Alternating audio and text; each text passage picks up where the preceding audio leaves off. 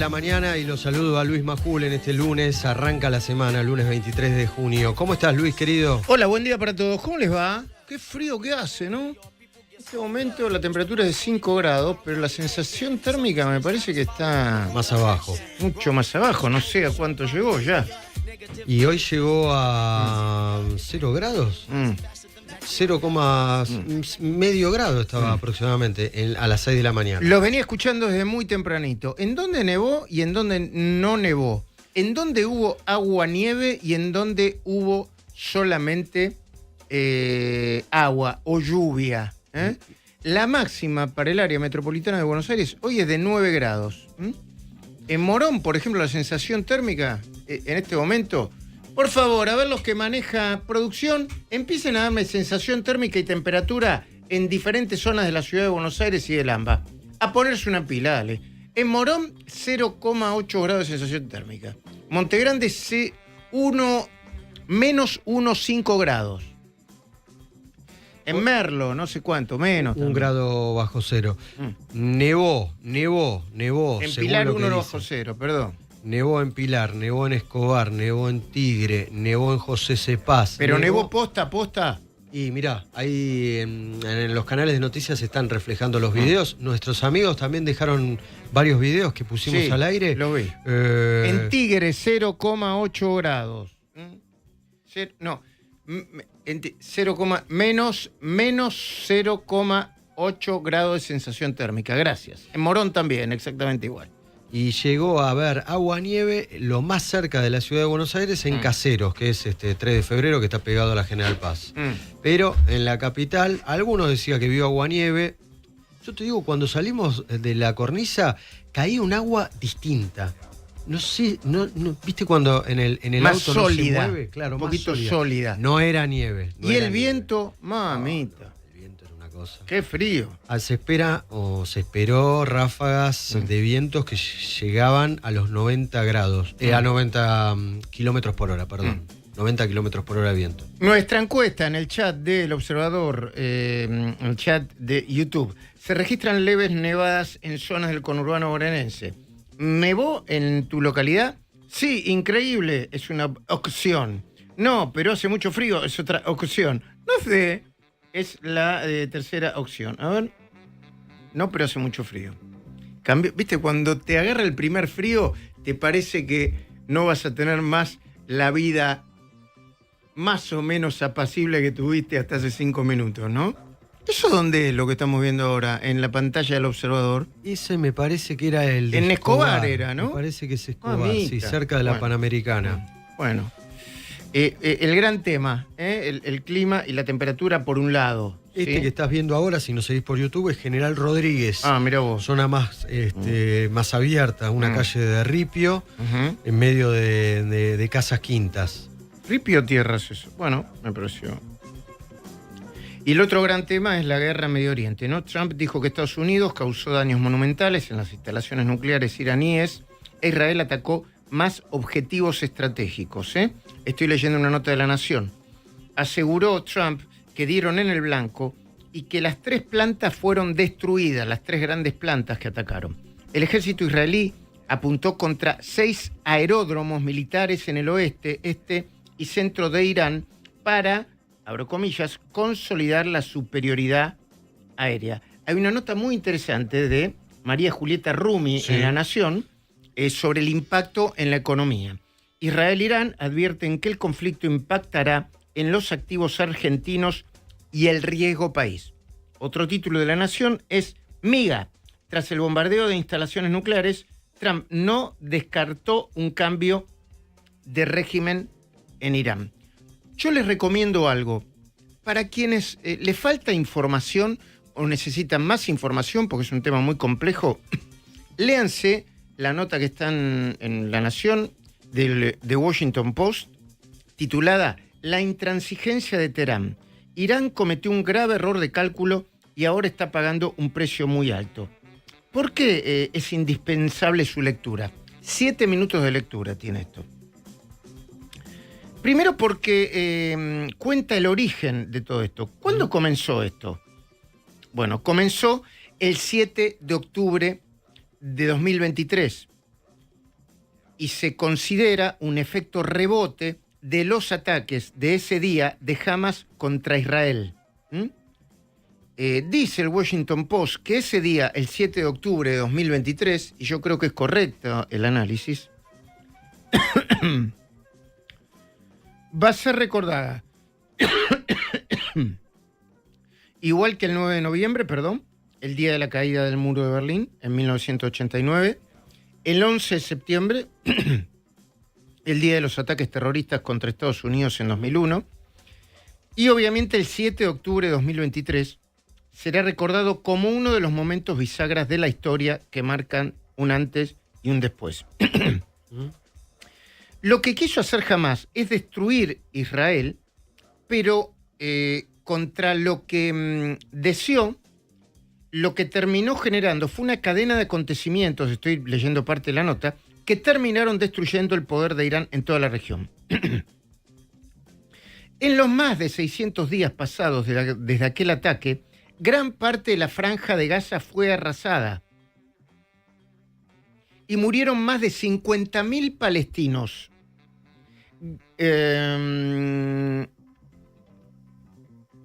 Si bien todavía existe, Hamas es una sombra de lo que supo ser. Tanto el arquitecto del ataque del 7 de octubre, Yahya Sinwar, como su hermano están muertos, al igual que la mayoría de los comandantes de Hamas. La nota continúa diciendo que hoy el líder histórico de la agrupación terrorista Hezbollah, Hassan Nasrallah, también está muerto junto a la mayoría de los altos comandantes. Y agrega, los misiles de Hezbollah ya no representan una amenaza para Israel. Con Hezbollah básicamente derrotado, le tocó el turno a otro cliente de Irán, el presidente sirio Bashar al-Assad, que a fines del año pasado fue derrocado por las fuerzas rebeldes de Siria. Hoy, Siria está a cargo de un gobierno sunita que no tiene la menor simpatía por los mulás chiitas de Irán. Hay en el medio de esto temas religiosos. Recordemos que Irán es una autocracia, que en este momento el líder religioso de Irán está siendo amenazado de muerte por Israel y los Estados Unidos, y que al mismo tiempo Irán amenazó de muerte al encargado de la Organización Antinuclear Internacional, el argentino Grossi. Rafael Grossi, ¿no? Sí. Dato a tener en cuenta.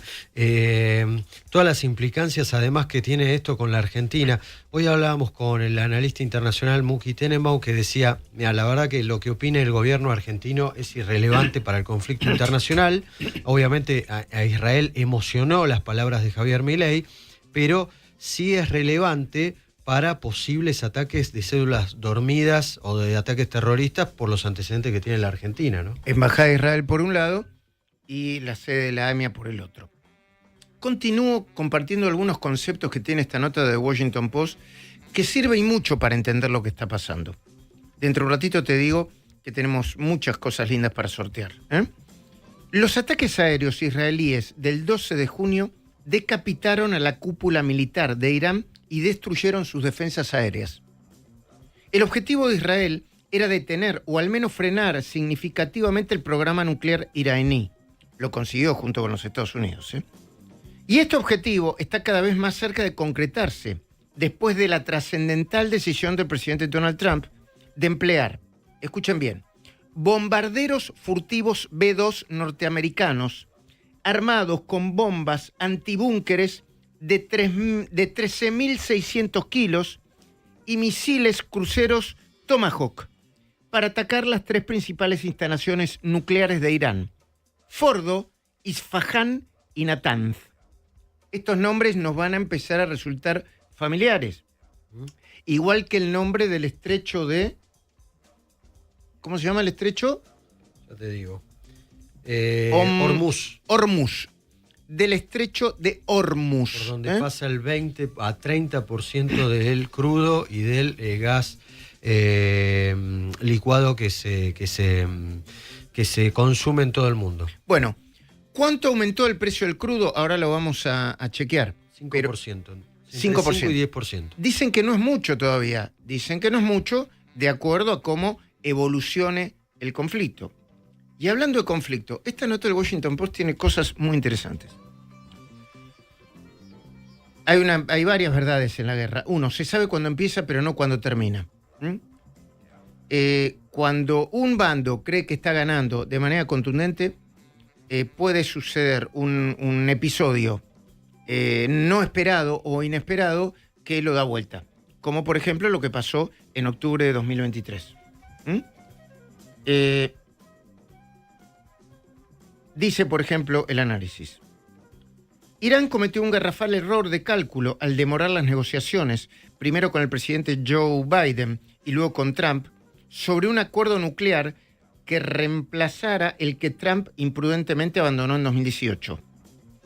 Sobreestimado el poder y la influencia de su país, estamos hablando de Irán, los negociadores iraníes adoptaron una posición rígida y rechazaron la exigencia norteamericana de que renunciaran a cualquier forma de enriquecimiento de uranio.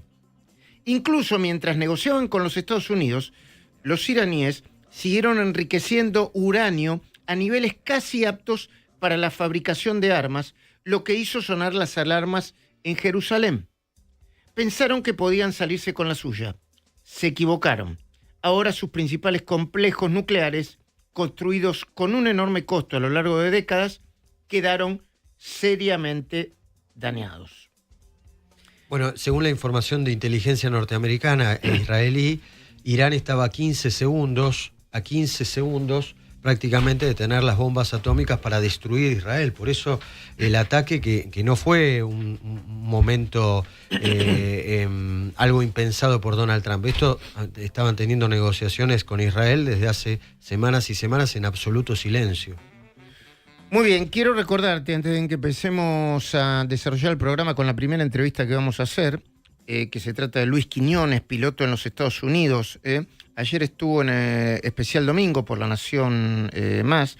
Es una persona que no solamente todavía sigue siendo piloto, sino que sabe mucho sobre el tipo de aviones que se usaron y los ataques aéreos con misiles. Pero quiero recordarte, vos que estás del otro lado, que hoy tenemos para regalarte entradas para el cine Cinépolis.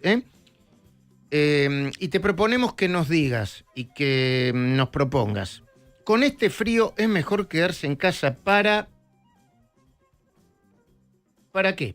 Queremos charlar un rato con vos. Hace frío en todo el país, nieve, lluvia, frío, y es para conversar. 11 3500 1079. Luis Quiñones, el señor Luis Gasulla, a mi lado, y mi nombre es Luis Majul, los saludan desde Buenos Aires, Argentina, en este programa que se emite por la radio El Observador 1079. ¿Cómo va? Se cortó la comunicación. Bueno, le hice una introducción muy larga. Este señor, ayer lo escuché, sabe mucho de, sobre todo del armamento que se utilizó. Acá me voy a detener, antes de recuperar la comunicación, me avisen cuándo está, en una nota que escribió un periodista de La Nación sobre el tipo de armas que se usó. Bueno. Hay un detalle sobre estos pilotos. Bueno, ahí tenemos la comunicación, después te cuento, Luis. Señor Quiñones, muy buenos días. Buenos días. Bueno, primera pregunta y agradeciéndole el tiempo. El ataque de los Estados Unidos a Irán, a las 3 centrales nucleares, fue probablemente el mayor ataque de Estados Unidos a un país en Medio Oriente. Yo no sé si en toda la historia, pero en la historia reciente sí, ¿no? Bueno, recuerden que estuvimos en Siria, sobreguardando, cuidando, estuvimos en Irak, o sea que sí hemos estado actuando por casi 4 años, estuvimos actuando, teníamos militares en la tierra, botas ahí en el suelo, como decimos, en Siria para proteger los intereses de varios de los grupos minoritarios que habían estado siendo atacados. Quiñones, el operativo Martillo de Medianoche tuvo, entre otras cosas, corríjanos si tiene otra información, el envío de 14 bombas antibúnker, misiles desde submarino y no sé cuántos aviones se utilizaron para el ataque, más allá de que creo que 1 o 2 barcos esperaban a la expectativa de que pudiera haber algún inconveniente. Sí, bueno, en realidad usamos más de 25 bombas, 17 actualmente fueron usadas contra los blancos. Estas bombas, las JBU-57, no se habían utilizado anteriormente en ningún combate, son nuevas, tienen un peso de 30,000 libras, pero lo que sucede es que fueron comprimidas, son más pequeñas que las que teníamos anteriormente.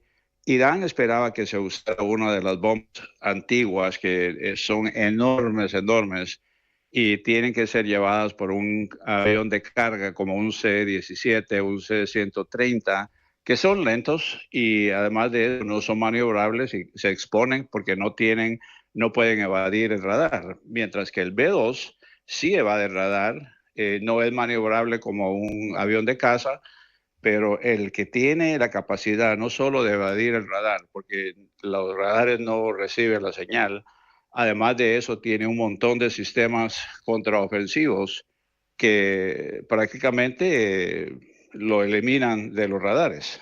¿Cuál de los dos aviones es el que se considera casi invisible? El plano, no sé si los dos son planos, pero hay uno, yo vi uno en fotos y en videos, que es absolutamente plano, parece algo así como una, bueno, no sé con qué animal compararlo, pero dicen que es prácticamente invisible de noche y que es muy difícil de interceptar. Sí, le dicen los murciélagos voladores porque parece un murciélago cuando lo miras. Y es interesante porque ese avión se hizo durante la época de la Segunda Guerra Mundial. Fue inclusive los ingenieros nazis fueron los que lo propusieron inicialmente. Northrop copió la idea porque eso es mucho más efectivo. Todos los contornos que se necesitan para evadir el radar lo puedes utilizar en un avión así, mientras que un avión regular no tiene, en primer lugar, el radar, el sistema que evita radares es simplemente basado en la forma del avión y lo que se usa para construirlos, que en realidad no se usa metal, no que se usa fibra de carbón muy fuerte. También tiene un material, una pintura absorbente que en vez de reflejar la señal de radio, que en realidad los radares son una señal de radio, pega al aparato, lo retorna y ahí es donde detectan si hay algo en el aire o no hay algo en el aire. Entonces, la idea es de que cuando estos aviones, por la forma que tienen, que es el B-2, que fueron los que enviamos, fueron en realidad 9 aviones B-2 que cuestan $2 billones, $2,000 millones cada uno. Wow. Y se enviaron de una manera en que nosotros nos pidieron de que diéramos desinformación para que la gente iraní estuviera pendiente de que iban a llegar aproximadamente 10 horas después de que el ataque sucedió. Enviamos 3 aviones hacia el Pacífico, dando la vuelta alrededor del mundo contrario, o sea, en ruta oeste. Luego, como a las 11 de la mañana, hora de San Luis, Missouri, se enviaron otros 3 aviones con el código de llamada de combate Mighty 1, Mighty 2 y Mighty 3. Y claro, al pasar sobre la zona del Atlántico en rumbo hacia Irán, empezaron a platicar en las frecuencias comunes con los controladores del aire y claro, ellos iban entendiendo todo, la gente que estaban espiando y querían saber, estaban todos esperando que llegaran aviones sin saber de que ya a media hora estaban por llegar los B-2 por el otro lado y mientras ellos estaban viendo hacia el oeste por el lado de abajo, nosotros entramos por la parte de arriba hacia el este y se enviaron unos misiles de submarinos para entretenerlos de una de las bases navales que ellos tienen. Además, habían barcos en las 2 partes marítimas para bloquear todas las señales celulares y para que no recibieran internet, que no se pudieran comunicar. Hubo un apagón total de comunicaciones por un periodo de media hora en el cual pudieron entrar los aviones, botaron las bombas, ni se dieron cuenta, no sonaron alarmas, nada. Cuando ellos se despertaron fue el tremendo ruido. Cada lugar recibió como 3 bombas de ¿Cada central nuclear? 30,000 libras. Sí, sí, cada uno de ellos, porque la primera abrió un poco de hoyo, la segunda abrió un hoyo más grande y el tercero todavía más profundo. La idea es de que sabíamos que ellos tienen varias de estas facilidades aproximadamente 200 pies de profundidad y las bombas que tenemos más o menos llegan ahí, pero para tener más seguridad decidimos usar 3. La primera, como te digo, penetró aproximadamente 60 pies, la segunda llegó como 180 y la otra pues ya pasó los 200. Wow. Lo que nos preocupa, francamente, es de que militarmente fue perfecto. No se perdió una sola. Había gente inclusive de tropas de Marines en los barcos preparados en caso de que un avión cayera, ir a rescatarlos y destruirlo para que no quedara en manos enemigas. Y también estaban los F-35 de los portaaviones preparados a responder en caso de que algún avión iraní se levantara para querer atacarlos y trataran pues de interceptar los bombarderos que iban ahí, pero no se dieron ni cuenta, así que los aviones se quedaron tranquilos y los pilotos regresaron a tomar café y Luis, a celebrar. ¿Y cuántas horas estuvieron en esta operación los pilotos en el aire? ¿Cuántos fueron los pilotos responsables de esta operación, además de las horas que estuvieron en el aire para esta operación? Pues mira, el vuelo se tomó aproximadamente 17 horas de vuelo continuo sin parar, porque tuvieron que correr del otro lado del mundo. Y para eso, pues, habían 8 aviones para reabastecerlos en el aire. En caso de que uno fallara, pues teníamos otro, estaban puestos en lugares donde se podrían necesitar en caso de que hubiera una fuga de combustibles y los vientos estaban más fuertes, se fueron preposicionando para que estuvieran listos. Y lo que se hace es que un piloto despegan, las cabinas estas son bastante amplias y uno de ellos va durmiendo, entonces el otro piloto, el que está volando, se va haciendo cargo de todos los instrumentos, monitoreando y el autopiloto obviamente va volando y duerme por 3 horas, se despiertan, se turnan, así van descansados y cuando llegan pues los dos ya están alertas. Pero con la gente, y a mí me tocó hacerlo como piloto naval, que tuvimos que volar hacia la zona de Italia en un avión F-18, que es una cabina muy pequeña, y te puedes imaginar, cuando vas ahí que has tomado café para mantenerte alerta y despierto, y ahora tienes una necesidad de ir al baño, ¿cómo haces con ese traje de vuelo, con todo ese equipo que llevas arriba para orinar?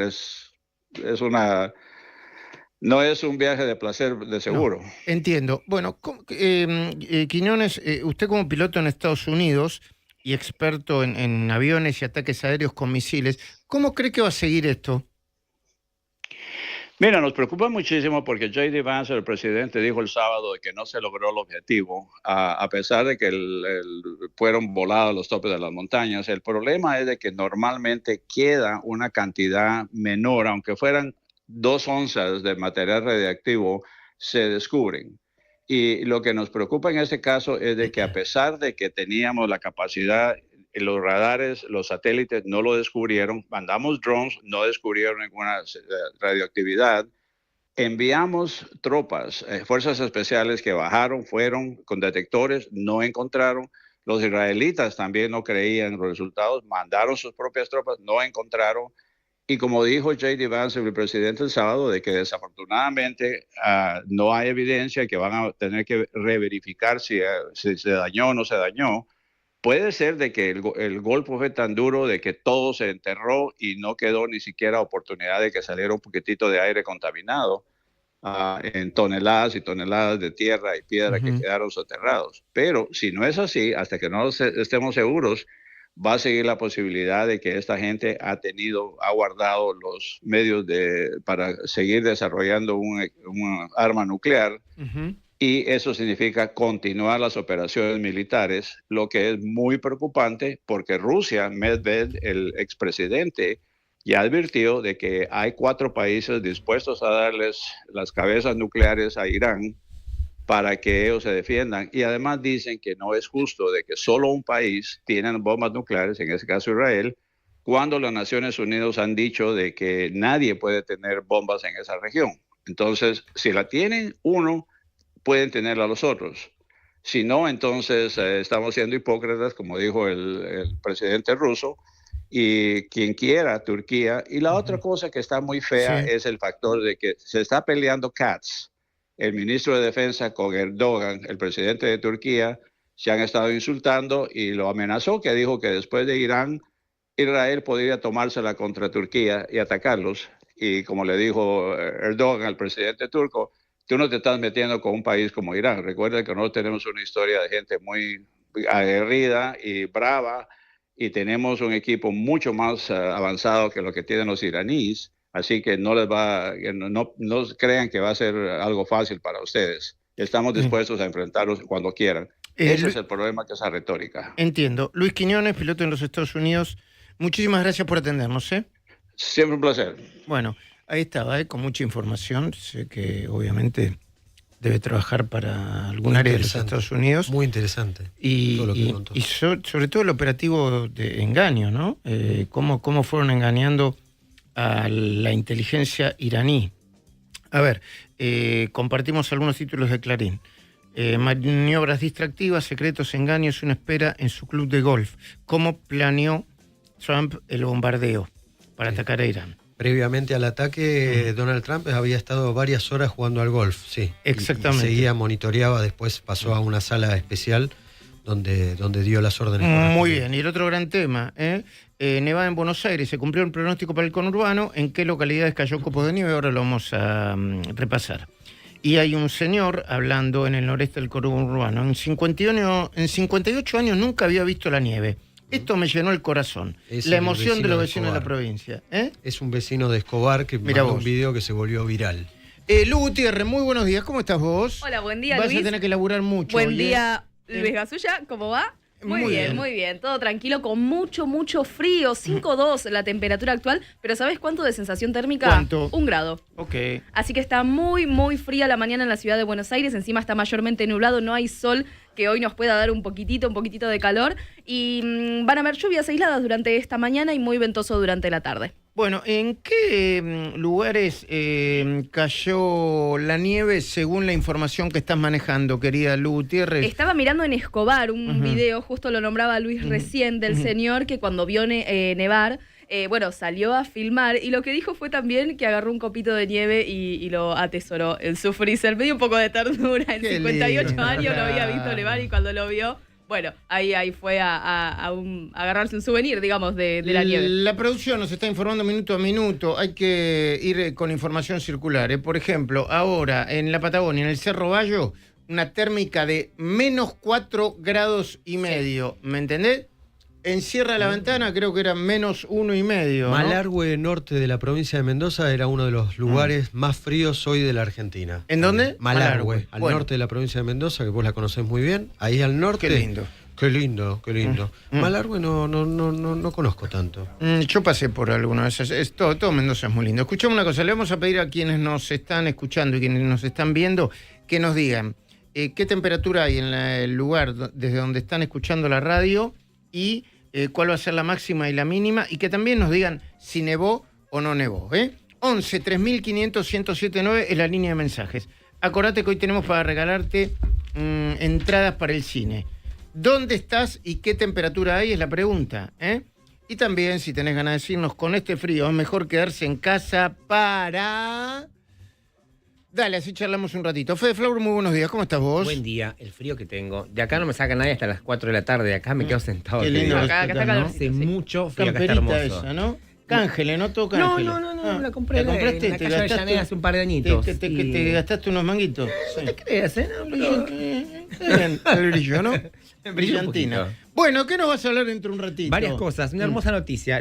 Rocío Marengo embarazada. Ah, mira qué lindo. Para arrancar la semana, por supuesto, ¿no? Vamos a hablar un poco también de los Martín Fierro que se llevan a cabo el día de hoy. Y Gran Hermano, que ya está en la recta final, que ya está como que culminando este GH. Y varias cosas más respecto al mundo del espectáculo. Una cosa importante.